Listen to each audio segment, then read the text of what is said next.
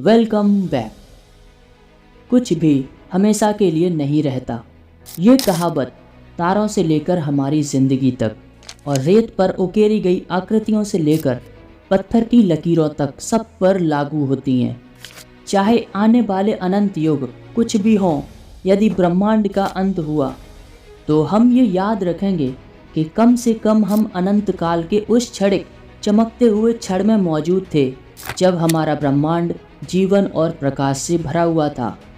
आज की इस वीडियो में भविष्य के उस आखिरी दिन के बारे में, उस अंतिम व्यक्ति के दिमाग में आने वाले आखिरी विचार क्या होंगे, क्या वो अंतिम विचार ज्ञान होगा। तो वीडियो को पूरा ज़रूर देखना और चैनल पर नए हैं तो सब्सक्राइब कर लेना। तो चलिए शुरू करते हैं।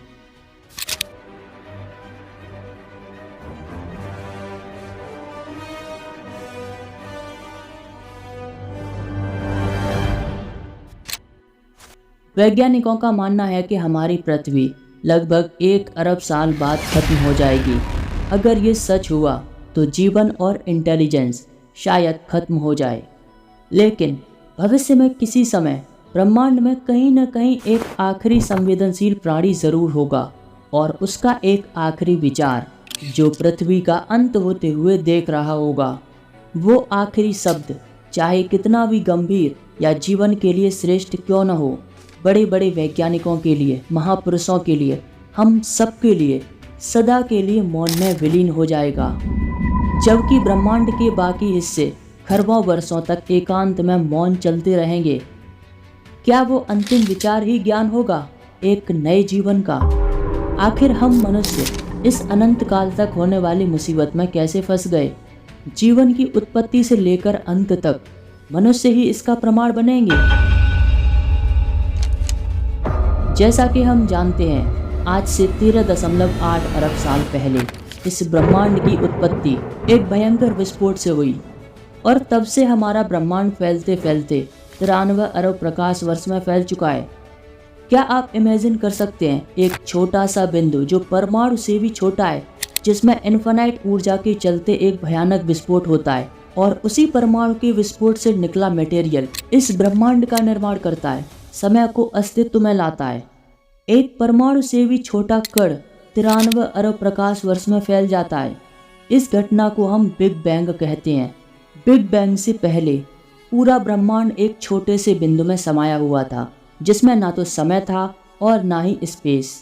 विस्फोट के बाद ब्रह्मांड आज तक फैलते जा रहा है, जो आज 93 अरब प्रकाश वर्ष में फैल चुका है।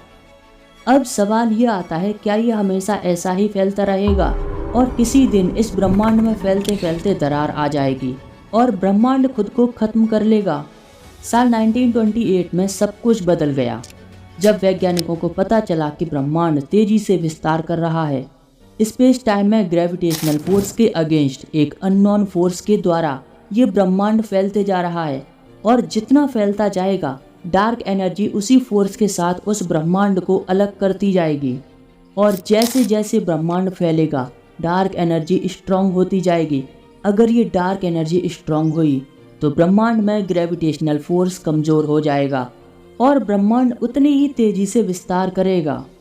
अंत में आकाश गंगाएं इतनी दूर चली जाएंगी कि उनको देखना भी संभव नहीं होगा। जितना समय बीतता जाएगा, जानकारी उतनी ही कम होती जाएगी। तारे मर जाएंगे, उनको पुनर्जीवित करने वाली फोर्स, ग्रेविटेशनल फोर्स भी कमज़ोर हो जाएगी। इससे भी डरावनी बात यह है कि ब्रह्मांड में विचार करने के लिए पर्याप्त ऊर्जा नहीं होगी। अंत में केवल वे परमाणु ही बचेंगे जो एक दूसरे से बहुत दूर आकाश गंगाओं के बीच मौन अंधेरे में नाचते रहेंगे।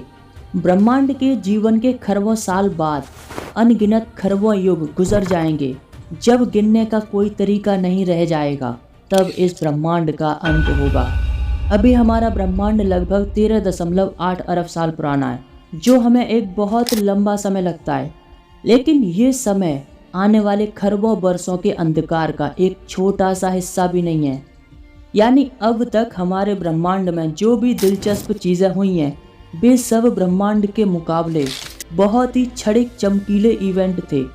एक आशाजनक शुरुआत, बिग बैंग, नए तारे, गैलेक्सीज, सूर्य, पृथ्वी और तमाम ग्रह और जीवन सब कुछ क्षणिक है। एक मामूली समय है अनंत ब्रह्मांड के मुकाबले। एक नई शुरुआत के बाद अब समय की एक अनंत और अंधेरी खाई है। यानी हम कह सकते हैं कि ब्रह्मांड के अंत का निर्धारण करना अभी बहुत जल्दबाजी होगी, लेकिन भौतिकी की नई खोजें एक रास्ता दिखाती हैं, एक कल्पना ब्रह्मांड के अंत को निर्धारित करने की। उन्हीं खोजों में से एक है डार्क एनर्जी, जो बहुत ही रहस्यमय है। अगर डार्क एनर्जी स्थिर नहीं है, मतलब ब्रह्मांड अभी फैल रहा है। डार्क मैटर ब्रह्मांड को एक्सपेंड कर रही है। अगर ये डार्क मैटर का गुण चेंज होता है, यानी ब्रह्मांड को संकुचित कर दे, मतलब एक समय बाद ये ब्रह्मांड एक्सेलरेट करना बंद हो जाए, तब ग्रेविटेशनल फोर्स एक्टिव होने लगेगा और सब कुछ सिकुड़ने लगेगा। तब अंतरिक्ष में भागने का कोई रास्ता नहीं होगा। आकाशगंगाएं खुद ही सेंटर में मौजूद ब्लैक होल में समाने लगेंगी और अंत में ब्लैक होल उन सभी कणों और विकिरणों को छोड़ देंगे जिनको उसने एटम और रेडिएशन की पतली फुहार के रूप में कैद कर रखा है, और डार्क एनर्जी की तेज हवा में बिखर जाएंगे। जैसे बिग बैंग की प्रचंड ज्वाला से उभरने वाला पहला जीवित प्राणी कहीं न कहीं कभी न कभी मौजूद था, वैसे ही अंत में मरने वाला एक आखिरी प्राणी, एक आखिरी विचार जरूर होगा। उस आखिरी संवेदनशील व्यक्ति के पास अस्तित्व का अंतिम शब्द होगा, श्राप देने या आभार करने का अंतिम मौका। निराशाजनक बात यह है कि कोई नहीं जान पाएगा कि वो अंतिम शब्द किसने कहा और क्या सोचा। सारी ऊर्जा अंतरिक्ष के केंद्र में समाती जाएगी। ये नींद में डूबने जैसा होगा।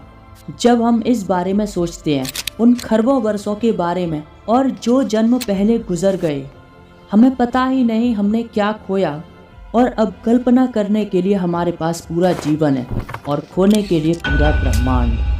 अगर ये सब सोचकर आप खो जाते हैं, तो एक बार सोचकर देखो, जब हम ब्लैक होल के अंदर होते हैं तो बाहरी ब्रह्मांड प्रकाश की गति से चलता हुआ प्रतीत होता है, जबकि हम स्थिर और जमे हुए होंगे।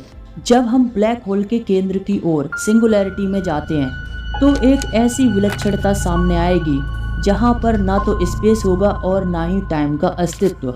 समय भी रुक जाता है, सब कुछ खत्म हो जाता है। समस्त अतीत और भविष्य एक रहस्य बन जाता है। ब्रह्मांड का अंत हमारे विचारों के साथ ही होता है। अगर मैं सोचना चाहूँ मेरा अंतिम विचार, तो मेरा अंतिम विचार प्रेम, कृतज्ञता, विस्मय या किसी लव्ड वंस के बारे में होगा। और ब्रह्मांड का विचार भी उसकी सबसे बड़ी क्रिएशन होगी, प्रकाश और जीवन। अनंत काल की ऐसी झलक है जो पूरे जीवन काल को रोशन करती है। हम सबके जीवन में भी एक नई ऊर्जा भरती है।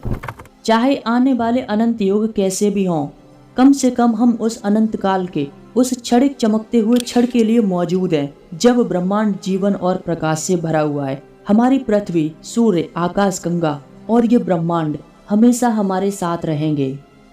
वीडियो को यहीं पर समाप्त करते हैं। वीडियो अच्छी लगी या चैनल पर नए हैं, एक लाइक और सब्सक्राइब करके ज़रूर जाना। तो मिलते हैं एक और एपिसोड में।